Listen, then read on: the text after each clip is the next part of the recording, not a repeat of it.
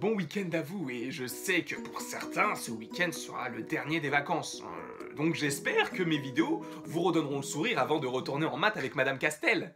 Le jeudi après-midi, à 15h. De 15h à 17h d'ailleurs, 2 heures d'affilée. Bien fait pour ta gueule. Donc profitons de ce dernier week-end pour ceux qui vont finir les vacances. Alors profitons ensemble et rions à gorge déployée.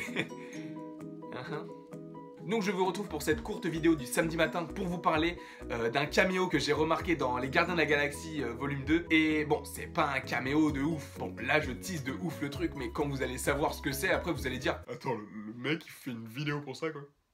N'importe quoi, no way quoi, no way.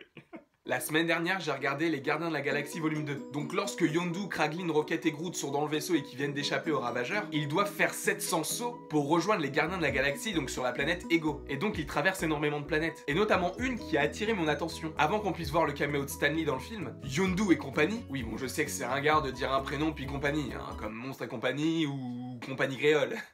C'est ringard. En quoi que... Bon, c'est vrai que Monstre et compagnie, c'est quand même un film assez génial. Mais bref, on n'est pas là pour parler de ça. Yondu et compagnie étaient donc dans le vaisseau et ont traversé plusieurs planètes. Et dans une planète, qui est-ce qu'on a vu? Je vous laisse regarder par vous-même.